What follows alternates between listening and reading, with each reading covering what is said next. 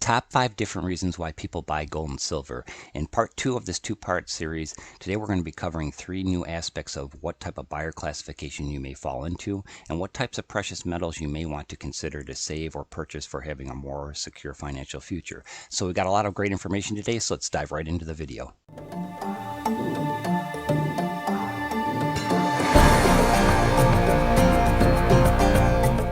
Hello everyone, my name is Rick Fronick. I'm the CEO of silverandgoldsolutions.org, and in today's part 2 of this two-part series, we're going to be covering 3 different aspects here. We're going to be covering wealth protection, portfolio diversification, and then a final one regarding collectibles, and this can be for silver, gold, platinum, any type of precious metals. So that's what we're going to be discussing today.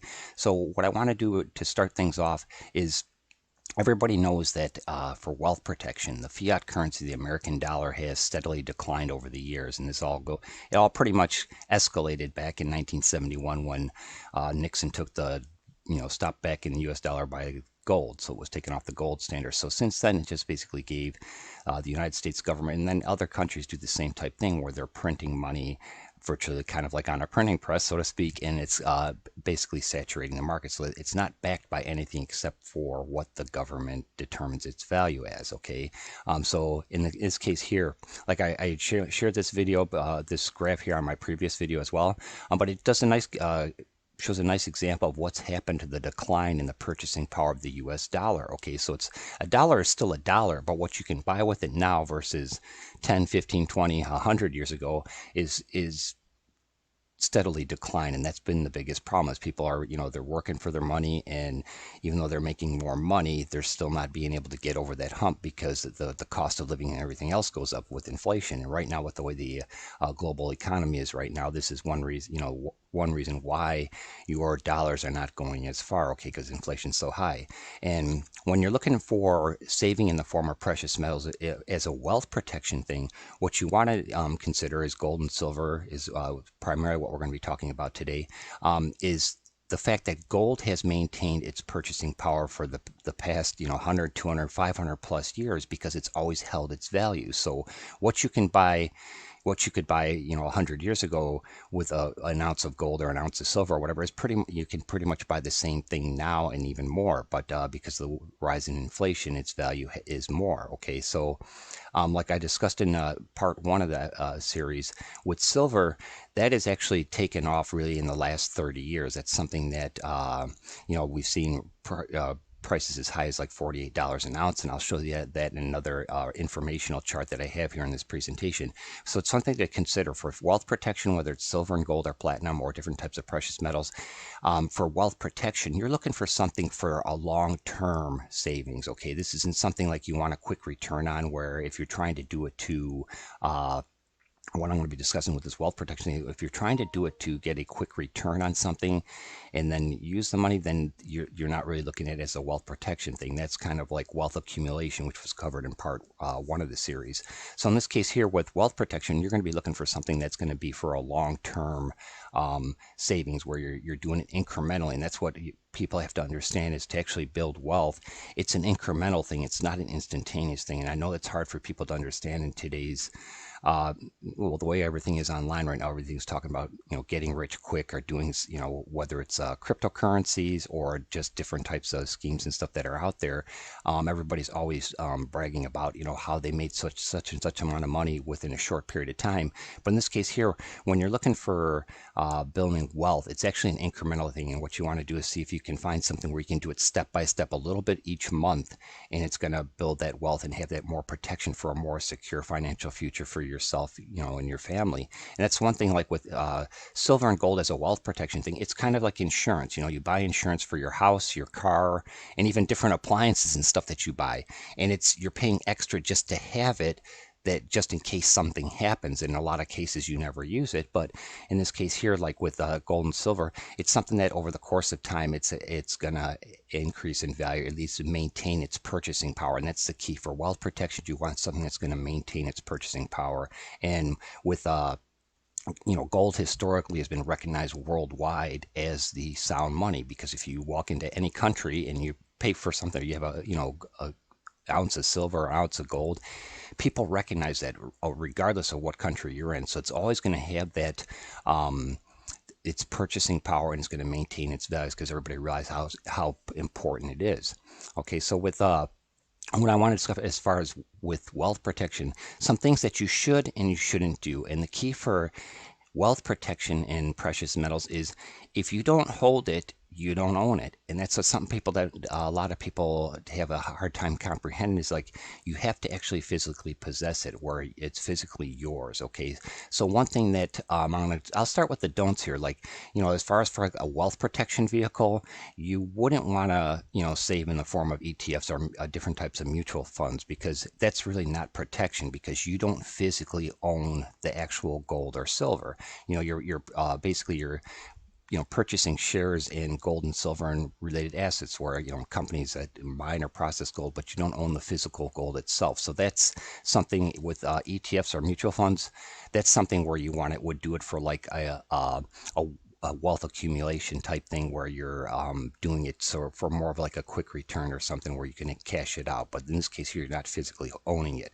And then as far as another don't I have down here is the putting in a safety deposit box. This is something that even going back to the 60s and 70s, my parents, they always had a safety deposit box and they're putting, they would put their valuable documents and, whatever silver, gold, or coins or whatever that they had in the safety deposit box. But the biggest problem with that is banks, that's your safety deposit is in a bank, and banks are government regulated. So the government could at any time actually close down that bank and seize the assets of the bank. And that's something that people don't realize. They think, they always advertise on the banks that it's federally insured.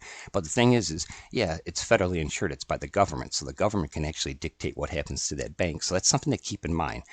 So what I would recommend from the experience and everything that I've had and what I've learned over the last couple of years is if you're able to secure it in a private vault where you can either have your own personal vault in your home, but if you're, building if you're saving in the form of precious metals and you start accumulating a lot, you may want to look into a private vault. And there are companies out there that actually offer this where you could actually purchase, physical silver, gold, or platinum, or different types of precious metals, and actually they will store it in a vault for you. And they're privately owned, and they're usually insured by different companies. So it's something that you can look into. And I will actually put a link below this video of a couple companies that you can look into.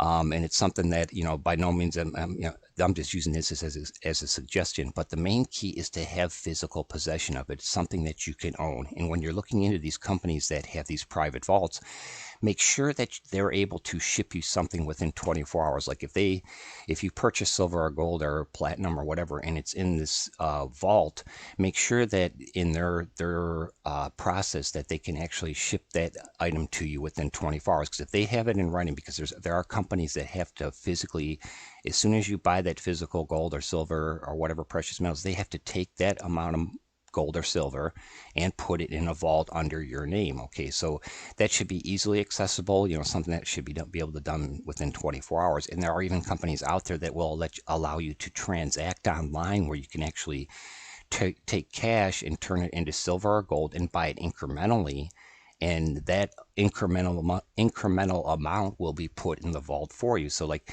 a lot of people are like, well, I can't afford gold. It's it's $2,000 an ounce. Well, there are companies out there where you can actually buy like $200 worth of gold, or like silver, you could buy $20 worth of silver. So that's something to keep in mind. This is a lot of people aren't aware of this, but there are companies. And like I said, I'll reference a couple below. And it's one, like I said, like anything, you want to do your due diligence and learn as much as you can about these companies before you take action with them.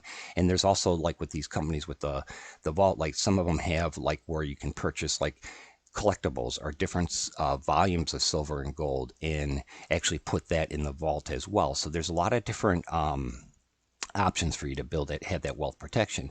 But yet at the same time, you still want to diversify in what types you save in, because there's like I'm talking here about the private vaults. There's like goldsilver.com has it, 7K has it there, and there's a lot of other ones out there, but you just have to look and find them. But when you're for wealth protection, you want to personally own some. Okay, have some physically in your home or whatever, but I know that can be risky in some parts of the world. You may not want to do that. But at the same time, you want to kind of diversify what you're saving for that wealth protection, and whether it's pure, the generic rounds and bars, the collectibles, or else, the physical gold and silver 1 ounce coins. Okay, so just kind of look at that. It's, you want to kind of split it up, not just have everything in one, all your eggs in one basket, because like I mentioned earlier in part one, if you're doing it for like a hedge against a economic collapse or poor government decisions, you want to be able to have something that you could actually transact in smaller amounts, because you wouldn't want to go into a store and buy, toothpaste, toothbrush with an ounce of gold. You want to have something fractional. So that's what, when you look into the fractional amounts, that's something to consider as well. And in this case here, we can't rely on the government to fix the problem, because they're the ones who created it. Okay, the only way that it could actually be fixed is if we went back on the gold standard.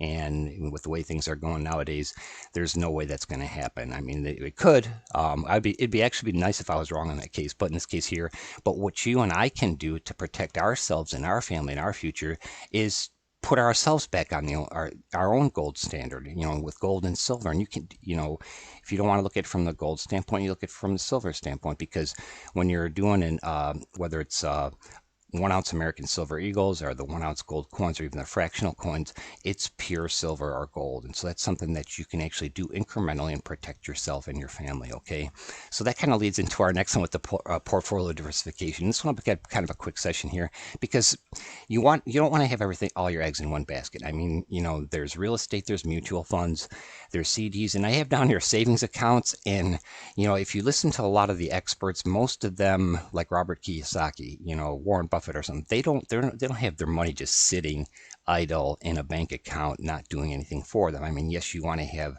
a certain amount of cash on hands to pay for different expenses and emergencies and that, but at the same time, you want your money working for you in some way, shape, or form. And this, like I said, whether it's, you got real estate, you got mutual funds, you have stocks, bonds, and nowadays there's cryptocurrency, and that's something that people really should take a look at, because that's more and more companies are incorporating it. Even Fidelity is actually incorporating that as far as an option for people to save for the retirement. And so it is going to be here regardless if people want to accept it or not. So that's something to consider as well. And then also with gold and silver, I have down here, handle yourself, okay, because there are companies out there, and I've listed a couple already, like goldsilver.com and 7K and that. And there's a ton of them if you look them up online, but you want to, like I said, make sure you do your due diligence, but look for the ones that'll allow you to purchase yourself and actually have it yourself, okay? Because that's another way for you to actually have your money work more for you, because you're not paying a broker to actually handle the transaction for you, okay? So a lot of times there's a misconception that you have to have X amount to save in silver and gold or whatever precious metals, and then you have to have somebody do it for you. But there are companies out there that allow you to do it yourself, and that's what's really nice. So when you really start getting an understanding of what options there are out there for you, it'll help you actually have a more peace of mind when you're trying to build that protection and the wealth for you and your family.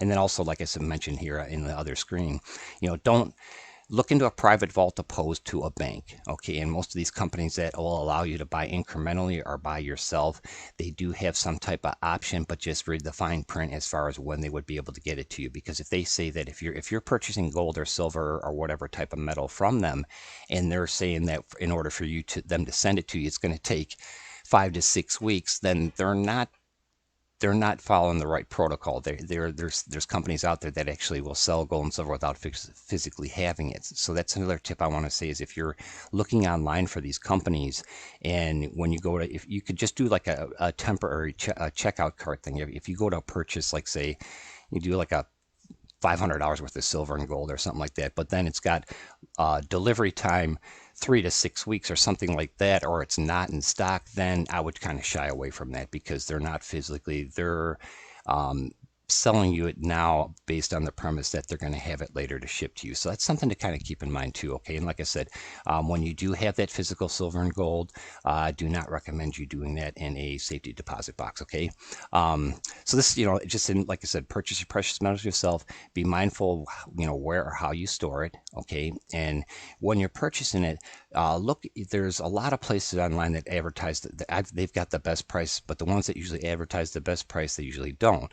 So what you're looking for is, with the purchase price, when you go to purchase something, there's companies out there that'll say if you buy one of this, like say we'll use a silver eagle, okay, as an example. So you can buy one silver eagle for $44.95.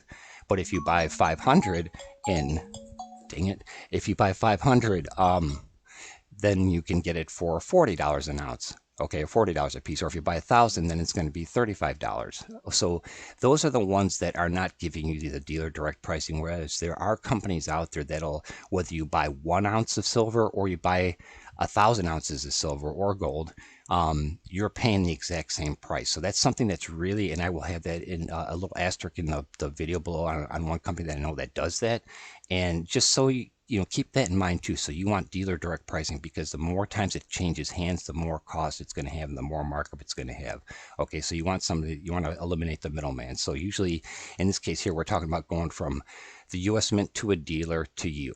Okay, so whatever company you would buy from would be the dealer, and then they get it directly from the mint. And if they're giving you dealer direct pricing, then the price that they're paying is what they're passing on to you. Okay, so, and this isn't, like I said, you want to look at fractional or smaller, and you know, this, you can do it with larger amounts too. But depending on why you're saving, okay, is what type of form of currency or precious metals you're going to purchase. Okay, so that's something to just keep in mind. Okay.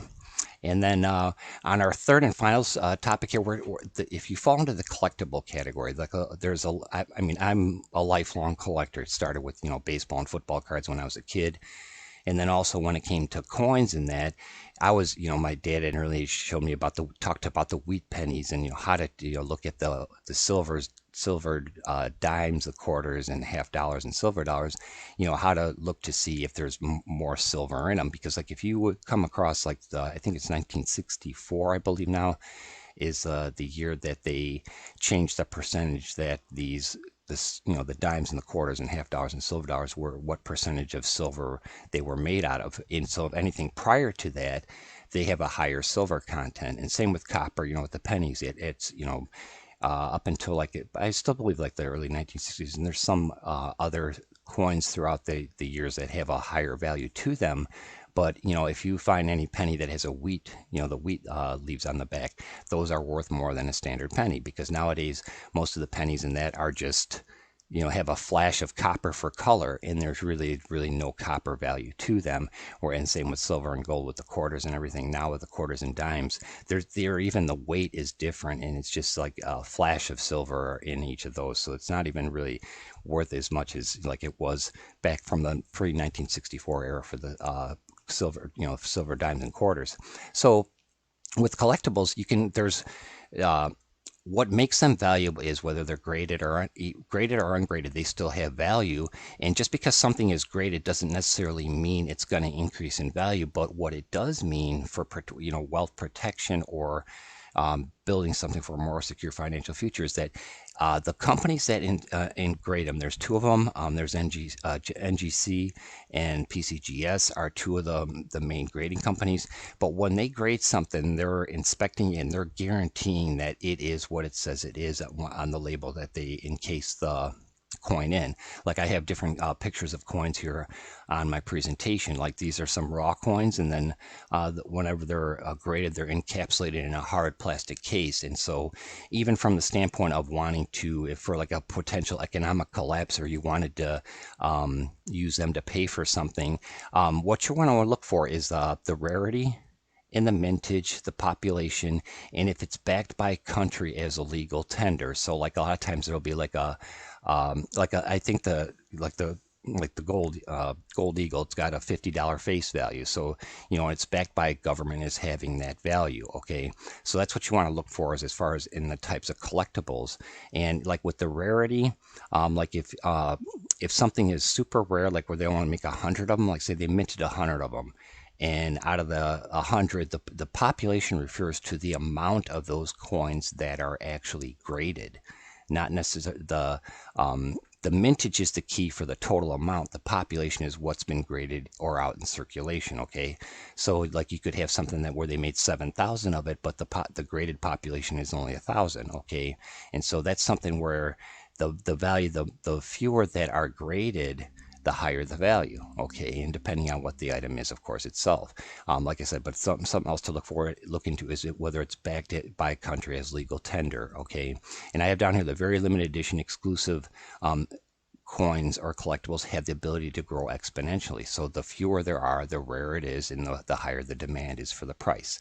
Okay, so it's pretty much like a lot of things. And just to refresh, like if you could have a graded silver eagle, and it still has its face value and its purchasing power, but it may not necessarily go up in value because it's graded. Okay, but and that's the one thing I have down here, the $1.2 million mistake, which I've actually shared a video on that several times before, and I'll actually, if you check out my YouTube channel here, it should be on there as well. But the $1.2 million mistake basically boils down to this. Okay, back in 1986, when they came out with the current version of the American Silver Eagle, if you would have purchased one of those American Silver Eagles, an MS-70 Silver Eagle, every month since 1986, okay, till now, so you say roughly $100 a month. You're paying $100 a month. So this is one thing, it's a good example of wealth accumulation, really, but it's wealth protection too at the same time, is if you won a month since 1986, you would have spent roughly $40,000 to $50,000 in that area, but that entire collection is worth over $1.2 million today.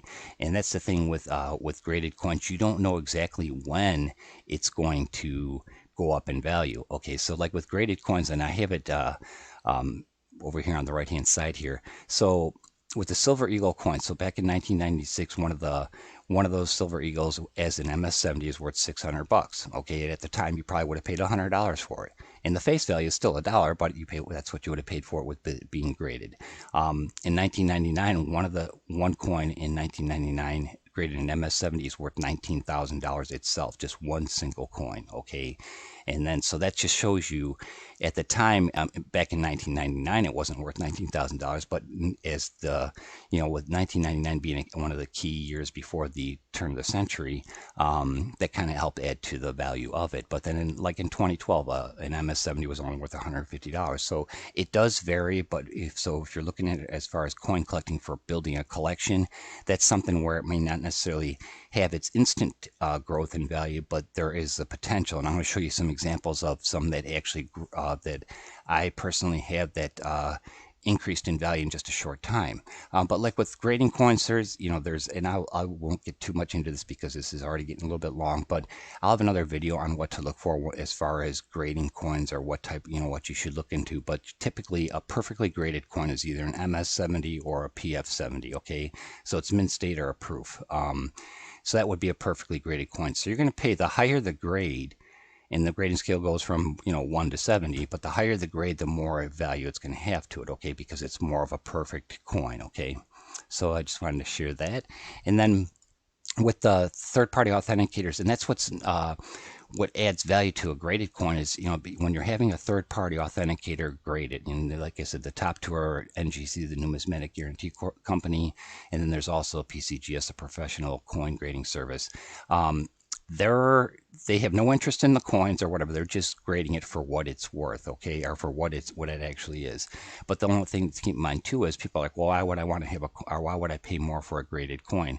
Because if you actually took a coin yourself, you had a Royal American Silver Eagle or a gold 1 ounce gold American Eagle, and you want to have it graded, you're gonna have there's usually membership fees, there's the shipping and handling, the insurance, and so there's all these costs that add into it. So when you look online at places that are selling graded coins, keep that in mind too. That's part of why the cost is what it is. Okay, but then also the resale value of it is a lot more. Okay, and like I said, there's different options to sell, and I'm just going to touch on this real quickly because it's worthy of another video. But there's a company called Stacknsell, which is actually exclusive to certain companies and certain people. But what it is Stacknsell, it's an option for you to actually take your graded coin and scan it. Okay, and so as long as it has a barcode, because typically with graded coins, I have one here. Whoops, this is actually in this picture. So it's got the label, and it actually have a barcode and a serial number, and so that means that if you look up that particular serial number online, it'll actually tell you exactly what you have. So like this one here is a 2021 PF-70 Terracotta Warriors Ultra High Relief. Now this is a copper coin, okay, and this is the one down here. So like in this case here, I pay $90 for it, or $89, and right now the current market value is 102.80, so it's got a $12.81 gain. So this is something that's just recent. These up here, these Benjamin Franklin ones, these have already increased in value. Okay, so there's still, in this case here, these are half-ounce silver coins. Okay, but like here, the increase in value has been like $31 and $46. But at the same time, as an example as to how it doesn't necessarily guarantee it's going to be worth more. Here's one that's the value is paid as 199, but currently it's only worth 186. Okay, so there are times that it does drop in value, but that doesn't necessarily mean 10 years from now that exact same coin could be $500. So that's what you kind of look at. There's just because it's graded doesn't mean it's guaranteed to have value, but it does guarantee that it is that purity of metal. And when the NGC or PCGS puts their label on it, they're guaranteeing that the coin is what it is and it's got that classification. So that's something to kind of keep in mind. But it's kind of cool with Stack and Sell because you can actually scan it on your phone, and it'll actually instantaneously know what you paid for it, and then also what the current value is. So it's kind of cool. And there's with Stack and Sell, you can actually sell it to other members through that, or it's actually nice too for insurance purposes because it can track all the coins that you have and show the actual value of them to them as well.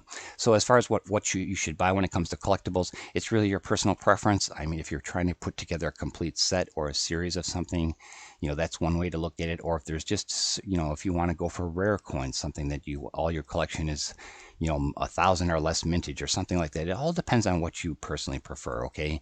And the thing is with collectibles, as far as like a wealth protection type thing, you're less likely to cash it out or convert it into fiat currency for whatever expenses. And by all means you can, but in this case here, if it's a collectible and it has that personal thing to it, because when you actually receive one of these in your hand, and it comes in FedEx or in the mail or whatever, and you're looking at it and you see the detail and everything, it does something. And I cannot explain this unless you do this yourself, as far as collecting or whatever. But once you physically have it, it's like, this is something you're saving for your future, and it has value. It's got a nice appeal to it. It's something you would want to show to people and everything. So it's something that it does something to you when you physically own it. It's not, it's good to physically own it, but there's something more. It's more of like a psychological thing too. Okay. But so, as far as, what we discussed here in these two videos, always look at the different types of options. Okay, there's gold, silver, there's bars, rounds, bullions, and if you're doing it for an unstable economy, then you might want to look into like the raw gold and silver, or fractional amounts. Okay, like I mentioned in the first part one of the series. And then also there's the how you save it. Okay, whether it's at home or it's in a personal vault, just make sure, like I said, I do not recommend a safety deposit box, because if your bank closes and the government shuts it down, that could happen overnight. And it's happened before in other countries, and it hasn't happened here, fortunately, in the United States recently. So it's something just to kind of keep in mind. But then also, like I said, you can look at companies that actually have like there's Sound Money Wallet or something, or a vault where you can actually store the gold or silver or precious metals in a personal vault. And then also, like I said, just make sure that you look into the companies and make sure that they can actually ship it out to you within 24 hours. Okay, so that's something to keep in mind. So just real quick, I'm just going to show this here and then let's wrap this up. So if you want to like pause this and look at this is a really nice graph. So going back to 1992 to 2022, okay, this is a 30-year history of the silver price. You can see how back in 1992, it was under $5 an ounce. Okay, then you have between 1997 and 1998 is when Warren Buffett invested in or purchased over 100 and I think it was 127 million or something like that ounces of silver. And basically, just look what's happened, so he did that as a savvy investor. And of course, that's why he's a billionaire, because he knows what he's doing. But over the course of time, as it started to spike, you see little dips and everything. But what you'll notice here is anytime there's a crisis, like in 2008 with the housing crisis and everything, here's 2008. So it went up sharply for a little bit, then it dropped, but then look what it does. Okay. And the same thing is kind of happening right now with, because of the pandemic and the stimulus packages and everything the government put out. So the economy's crap right now with inflation. But you know, you see what's happening where it's dipping and then it's like there's a pattern. Like if you went back 100, you know, 115, 2 years ago, you would still see the same types of patterns whenever there's a crisis. So this is why it's important to know this. And if you look, you can look this up online on Google. Just, you know, do the search for it and you should be able to pull up a graph. And then here's another one for gold. So, you know, back in 1992, it was under $400 an ounce. But you look at it now, you know, yesterday it closed at 1883. 29 per ounce, and that's spot price. So it's you look at the highest it's ever been was $2,070.05. Okay, so you see what's happening here. It's the same thing when you have in this case here with the housing crisis. You know, here's 2008. It went up, went down for a little bit, and then look what it's done. Okay, so this is something to keep in mind, and just kind of, like I said, the main thing is to educate yourself and get the best information possible to make a more secure, sound decision for yourself and your family. And just to recap real quick, and then we'll close it out. So part one was about hedge against economic collapse and poor government decisions, and also building wealth for accumulation. Okay, something that you want to do it. You know, where you can actually have the precious metals and then actually accumulate, but at the same time have it to where you could actually turn it over, exchange it for fiat currency or whatever, convert it if you needed. And then part two, we covered wealth protection, diversification, and also coin collecting. So I really hope you got some great information from this video. I appreciate your time, and if you have any other questions, you can reach out to me at silverandgoldsolutions.org. I have a contact form there, or else you can comment below on the video here. But I appreciate everybody's time, and make sure you hit the subscribe button and the like button, and I will have some other videos coming out here in the next couple of weeks. And I do want to have one a little bit more in depth on coin collecting, because that is something that is very that everybody should at least have the information on, and then also about the stack and sell and ways to do other things. Okay, so I appreciate everybody's time, and sorry for the phone there, and we'll talk to you again soon. Hope everybody has a great day, and thank you.